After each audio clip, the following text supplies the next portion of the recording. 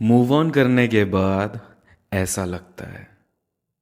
आज से करीब 8 महीने पहले मेरा ब्रेकअप हुआ था। अब ब्रेकअप होने के बाद वही हुआ जो शायद दुनिया में हर इंसान के साथ होता है।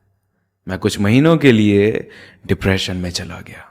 डिनायल में जीने लगा कि नहीं, मेरे साथ ये नहीं हो सकता। उसे एहसास होगा, वो शख्स आएगा, माफी मांगेगा। बहुत रोता था, बहुत तड़पता था उससे बात करने के लिए, पर मेरी सारी कोशिशें बर्बाद जाने लगी। बहुत कोशिश की सब कुछ ठीक करने की, पर कुछ ठीक नहीं हुआ।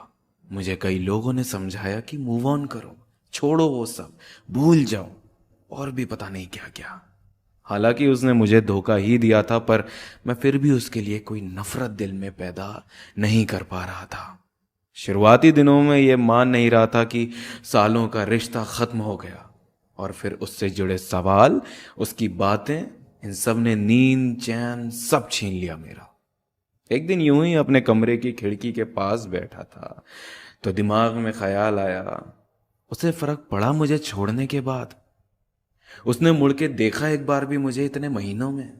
खैर खबर पूछी? नहीं। जब उसे कोई फर्क नहीं पड़ता तो मुझे क्यों? प्यार तो दो तरफा था ना, तो अकेला मैं क्यों तड़प रहा हूं उसके इंतजार में? जिस दिन ये बात दिल में कील की तरह ठुक गई, उस दिन के बाद से रवैया ही बदल गया मेरा। मैंने धीरे धीरे उसके बारे में सोचना ही बंद कर दिया।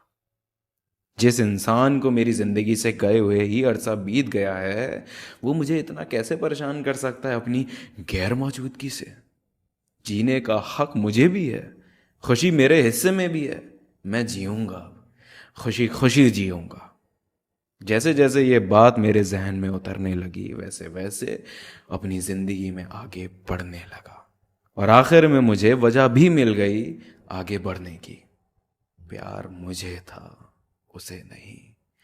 उसे होता तो वो आज मेरे साथ होता, और जिसे प्यार नहीं, उसका ना होना ही मेरी खुशकिस्मती है।